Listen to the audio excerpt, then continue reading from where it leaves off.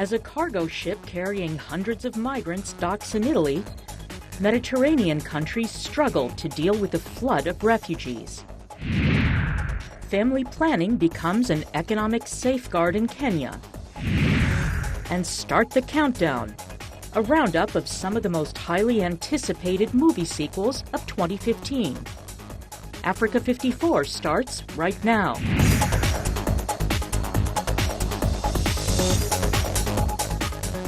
Hello and welcome. I'm Vincent McCory. This is Africa 54. On this last day of 2014, the Red Cross says at least 4 migrants have died aboard a cargo ship found adrift in the Adriatic Sea. The Moldovan-flagged vessel, with at least 600 migrants on board, docked at the Italian port of Gallipoli early Wednesday morning.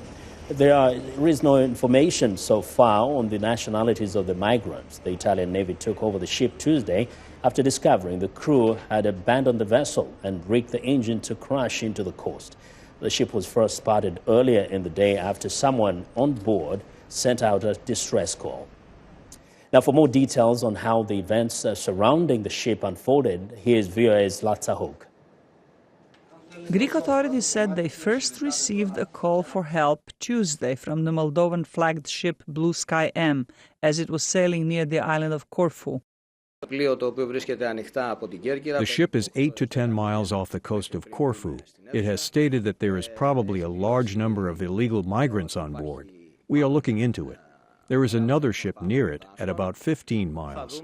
We have the Navy frigate Navarino that we are working with and are waiting for a clearer picture.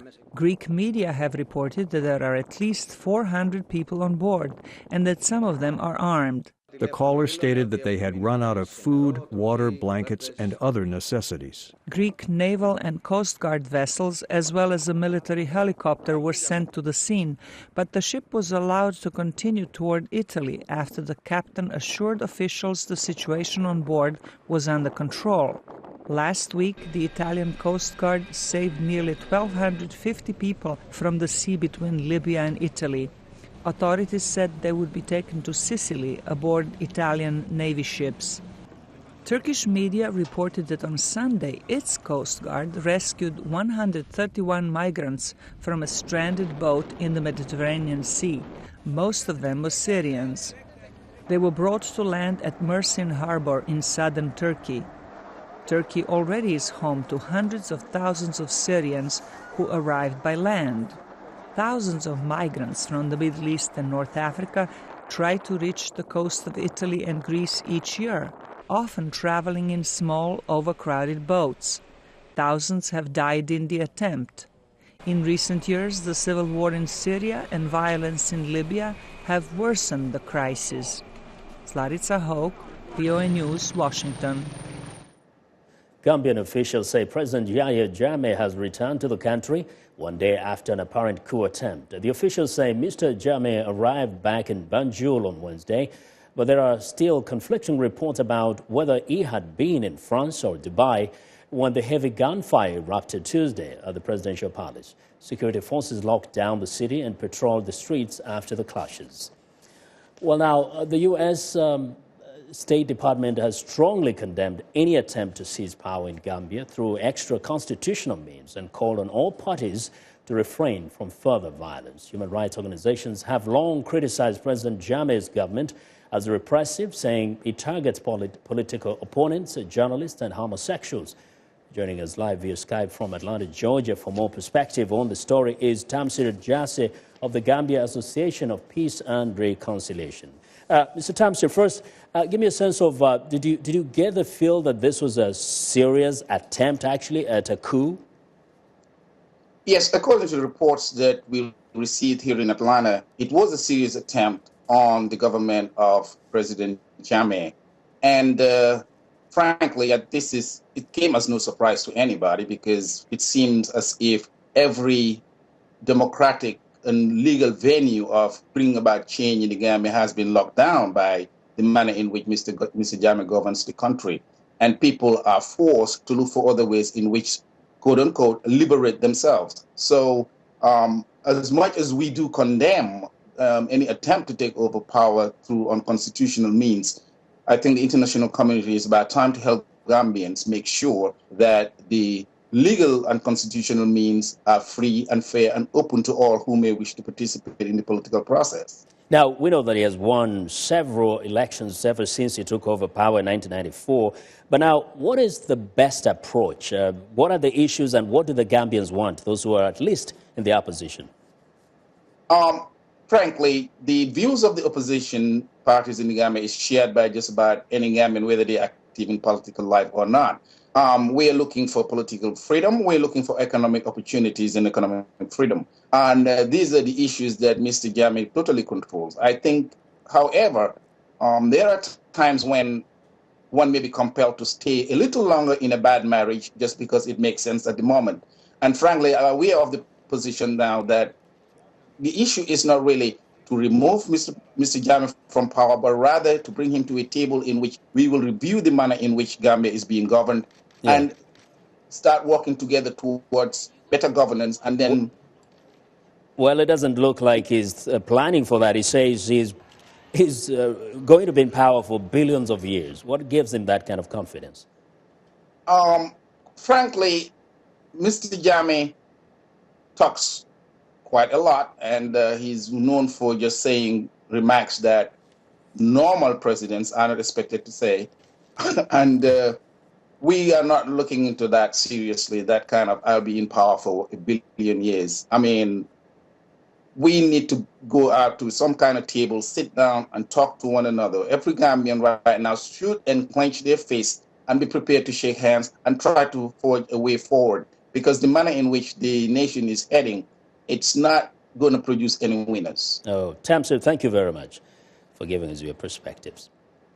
Well, Tamsir Jasseh is a member of the Gambian Association for Peace and Reconciliation. Not too far from there now to North Africa, where Beji Caid Essebsi was sworn in Wednesday as Tunisia's new president, becoming the country's first freely elected leader since it gained independence from France in 1956. Mr. Essebsi took the oath of office at a ceremony in the parliament, where his secular Nida Tunis party won the most seats in an October election. The 88-year-old president won a runoff election this month, defeating incumbent Monchef Manzouki, who has served as Tunisia's interim president since the 2011 ouster of longtime leader Zain El Abidine bin Ali. Mr. Essebsi has pledged to move forward with a united Tunisia. He says he hopes his election marks the start of a new future for the country. He previously served as a minister in Mr. Ben Ali's administration as an advisor to Tunisia's first president, Habib Bourguiba. Well, next month, U.S. President Barack Obama, who has dealt with numerous domestic and global challenges this year, will also face a Republican majority in both houses of Congress. As Mr. Obama enters the final 2 days of his presidency, 2 years of his presidency, VOA White House correspondent Aru Pande examines how the president will try and burnish his legacy against what is likely to be strong congressional opposition.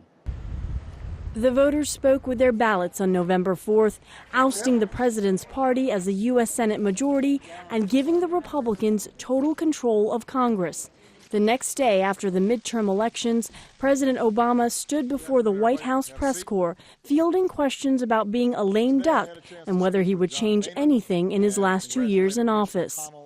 My number one goal, because I'm not running again, I'm not on the ballot, I don't have any further political aspirations. My number one goal is just to deliver as much as I can for the American people in these last 2 years. One of his deliverables, continuing to shore up the U.S. economy and the middle class. Former Obama administration official Carmel Martin is with the Center for American Progress. He's taken us back from the abyss in terms of the Great Recession. We've had over 50 months of job growth, 10 million new private jobs, lowest unemployment in 6 years. So I expect that moving forward, he'll continue to focus on the economy. Thank you, everybody. Yet, despite progress on the economy, the president is going into 2015 with near record low approval ratings. American University history professor Alan Lichtman. There's been no enormous downturn in the economy. There's been no horrific scandal. It's been decent enough times, and yet somehow people are still unhappy. You know, sometimes I think the American people expect too much of their president. Yet when it comes to a president's legacy, Lichtman says ratings do not mean much. He says amid an even more polarized political environment, President Obama will likely spend 2015 and 2016 using executive action to bypass Congress and trying to leave his mark on foreign policy. He's already got China to at least come to some kind of agreement on climate change, something that historically they have been entirely unwilling to do. That was a big breakthrough. It would be a huge triumph if he could get a credible nuclear deal with Iran. That would be almost comparable to the Camp David deal that Jimmy Carter worked out between Israel and Egypt. God bless you. God bless America. Analysts say 2 years is still enough time for a president to leave a lasting impact, and that Barack Obama's ability to do so, particularly globally, should not be underestimated. Aru Pandey, VOA News at the White House. Well, I want to know what you think about Africa 54 and the stories we covered. Join the conversation on Facebook. The address is Africa 54. Check out our headlines 24/7 on voaafrica.com. Coming up, Kenya invests in family planning. Stay with us.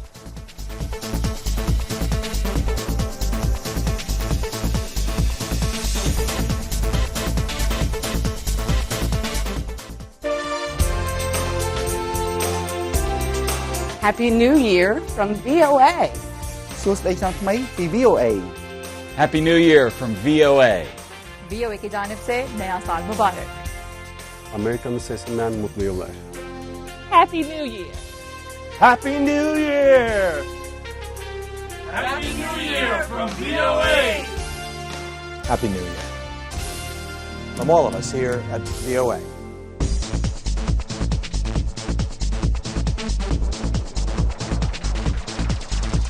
Well, 2014 was an eventful year on the African continent. While there are encouraging reports of economic growth in some countries, as well as peaceful elections in others, most of these positive developments were overshadowed by the worst ever Ebola epidemic in the 3 West African countries. Now, the menace of the Nigerian terrorist group Boko Haram, militant attacks in Kenya and Somalia, instability in the Central African Republic, and internal fighting in South Sudan, which has created a humanitarian crisis in the region. We have already 250,000 refugees that were in exile for 20 years, came back, and are again in Uganda, in Kenya, in Ethiopia, and in Sudan. If peace does not come soon, we risk that they lose hope, and we risk this country to see its future entirely compromised.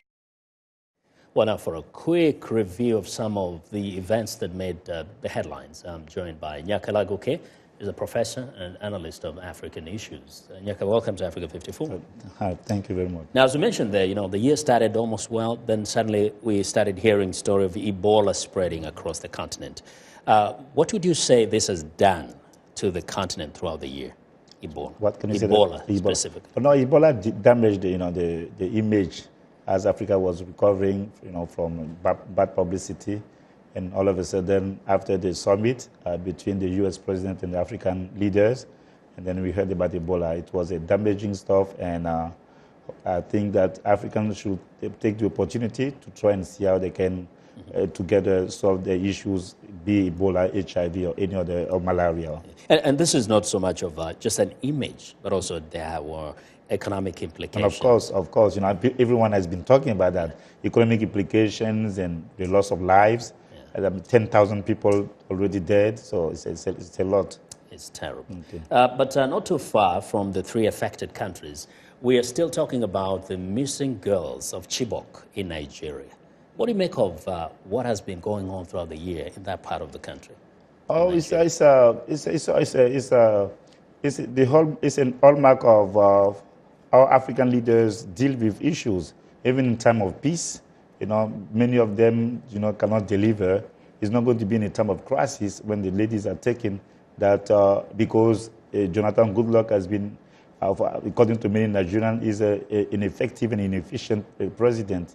So this is what I can say about the story of those ladies. Yes. Moving away from the terrorist attacks, but we also had a few countries of the continent where we never thought anything's going to happen, and then suddenly, boom, there was the Central African Republic. Oh, yes, but we saw it coming. Yeah. We saw it coming.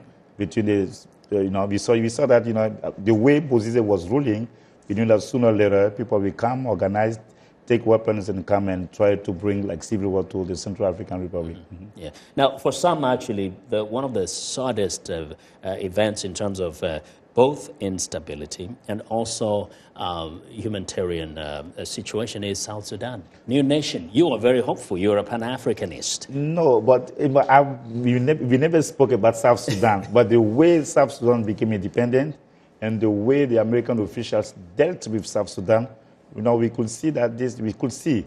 Because, what's wrong with it? Oh, no, because in the beginning, it looks like they did not have the right to even have the, they have some security issues, and they did not receive the support, even though people knew that, they broke away from North Sudan.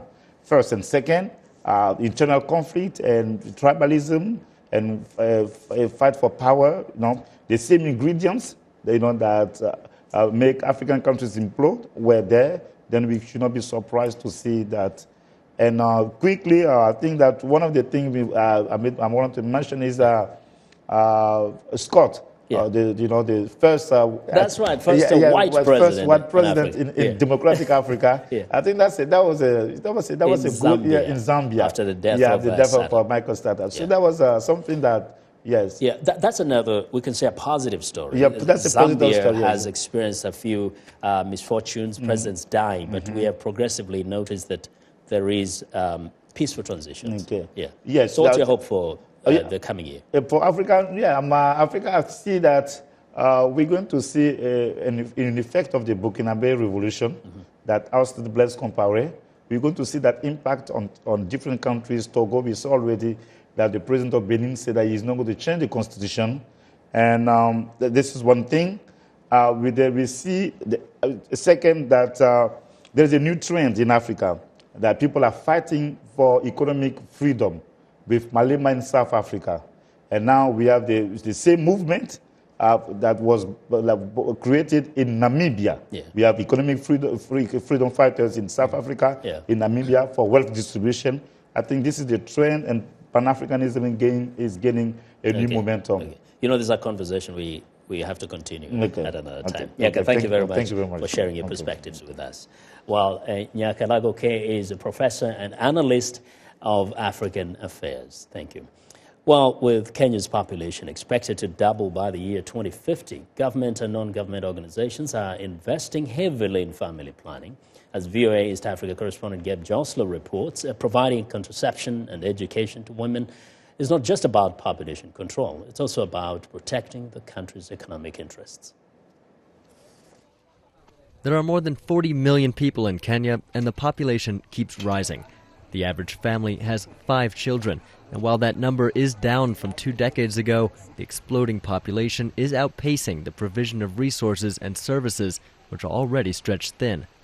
Anne Okwisa is a mother of 4 living in Nairobi's Kibera settlement, one of the poorest areas of the country. She is discussing her birth control options with a clinician because she does not think she can afford to have any more. I feel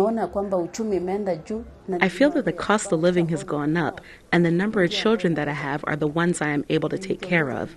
If I give birth to more children, I don't have that kind of job which I can say will make me meet the needs of more children, and that's why I've decided to use family planning so that I can take care of my children. Seeing the economic advantage of family planning, the government and NGOs help clinics like these so patients can access contraception cheaply. Walter Adoli says his clinic gets a lot of support. For example, the government provides the supplies, the family planning methods, and we also have NGOs that volunteer to do family planning. For example, the surgical methods of family planning like tubal ligation, vasectomy. Kenya's health ministry has said increasing access to family planning resources is key to meeting the country's development goals in the coming decades. Alex Bosire, an obstetrician-gynecologist who has worked in Nairobi the last 8 years, says the strong emphasis on family planning is good for individual patients and the health of the country at large. You do not want your population as a country to just explode because you will not be able to provide them with jobs. Unemployment will be a big thing. Okay, provision of social amenities and even basic social services would be affected if the population is not controlled, so to speak, by use of the family planning. Dr. Bosire says he has also noticed that women patients are increasingly breaking free of past societal taboos about contraception and are more willing to ask about their options. Now, with the education that's being rolled out by the government and some of these NGOs out there, there's been a more acceptance to this, and the fact that now there are more and more ladies coming out and saying, hey, I need a contraception. But despite progress in Kenya, government statistics show nearly 50% of pregnancies in the country are reported to be unplanned, and there's still a long way to go to ensure population growth does not outpace the economy. Gabe Joselo, VOA News, Nairobi. Well, it's time now for a short break. Still to come on Africa 54. A roundup of some of the most hotly anticipated movies sequels of 2015. We'll be right back.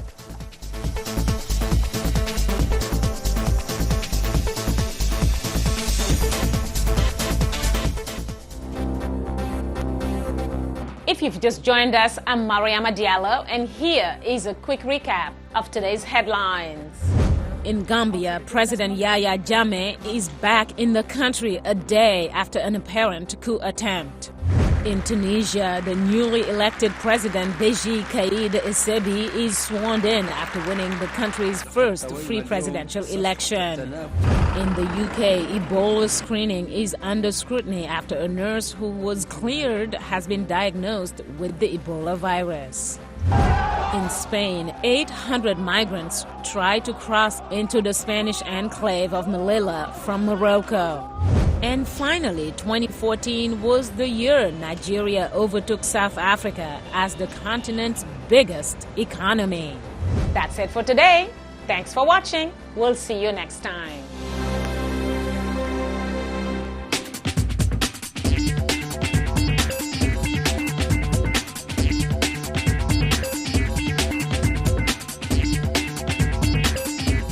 Welcome back to Africa 54. Hollywood is releasing a number of big budget movies in 2015, and sequels are what's trending. One of the most anticipated is Star Wars: The Force Awakens. Hollywood studio Disney bought Lucasfilm, which holds the rights over the Star Wars franchise, in 2012. There are high hopes that the reboot under the direction of J.J. Abrams might return to form the three sequels which received lukewarm receptions from fans and critics. Star Wars: The Force Awakens is scheduled for release in December of 2015. Well, another Disney film expected to be one of the biggest grossing at the 2015 box office is Avengers: Age of Ultron. Ultron reunites the Marvel Comics team and adds a few extra characters, including Scarlet Witch and Quicksilver in the new film. The Avengers must work together to defeat Ultron, a technological enemy bent on human extinction. The original film Marvel's The Avengers grossed $1.5 billion worldwide, making it the third highest grossing movie of all time. Now, The Avengers: Age of Ultron is scheduled for release on May 1st. And finally, will humans never learn not to mess with Mother Nature? Well, luckily for moviegoers, the answer is no. Dinosaurs are making an appearance at multiplexes with the release of Jurassic World, a sequel to the Jurassic Park franchise. This time, the ill-fated theme park is put in danger when the corporation who ran it decide to create a new attraction, which inevitably goes horribly wrong. Jurassic World is scheduled for release June 12, 2015, and that is what is trending today. Now, watch out, Nollywood. Here comes Tanzania. The film industry in the East African country is taking off. Africa 54's Paul Dio, who recently visited Tanzania, is here to tell us all about it. Paul? Tanzania filmmakers may only have limited production skills and equipment, but they are determined to develop the industry until it can rival Nigeria's Nollywood. Known as Bongo Movies. The film industry in Tanzania is striving to compete with Nigeria's Nollywood and other more established film industries in Africa. Paul Mashauri is a motivational speaker, an entrepreneur and an actor. He's also among a group of creative movie makers in Tanzania's growing film industry. We are getting into movies. In Tanzania, movies are becoming favorable to many people. So we're producing movies which are transformational movies, focusing on different areas of life, including entrepreneurship, career, marriage, and so on and so forth. Mr. Mashauri says the Tanzanian film industry has lots of potential when you consider that Tanzania has a beautiful landscape for filming, plenty of creative people and good talented actors and actresses. In movie industry, for instance, now, there is a growing demand for the local content through cable networks, TVs, online platform, which means if you can develop or you can produce a good movie here and be able to capture the attention of the market in East Africa, which is more than 100 million people, definitely it's a very huge business. Tanzania's film industry has grown significantly over the last few years, inspired by the success of Nollywood in Nigeria. While the quality has been a problem in the past, it has improved dramatically with the establishment of high-quality professional production houses and the development of film-making skills in the country. However, despite these strides, the young movie industry still has a lot of challenges. For example, the overall quality of the scripts, editing and production are areas that need a lot of improvement.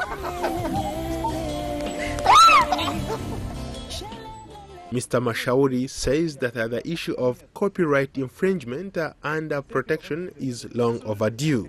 The challenge which you have is piracy, which I think the government should put their hand into it. Just a few films are released each year in Tanzania, compared to hundreds are produced every week in Nigeria's Nollywood.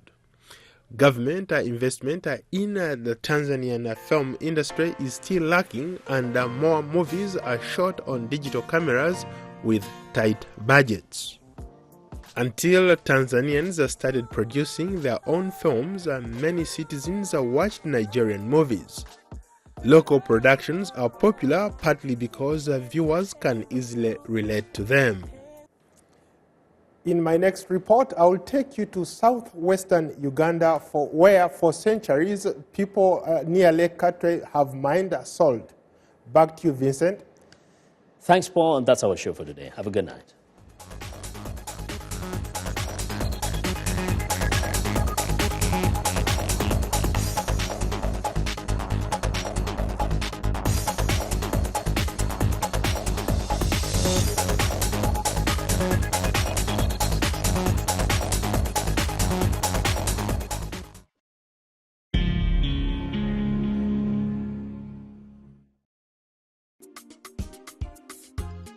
Lively debate, global perspectives, audience participation. Join Shaka Sali, host of Straight Talk Africa. If you have questions, we give you terrific answers on Straight Talk Africa. From political power to self-empowerment, join us each week as Straight Talk Africa tackles the challenges facing the continent. Independent. We bring you top guests, different perspectives, and potential solutions. Connect with us by phone and the web, and follow us on Facebook.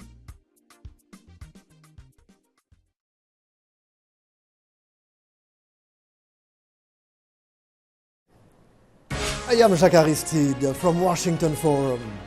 This is VOA. Follow us on Facebook. Go to facebook.com/Washington Forum.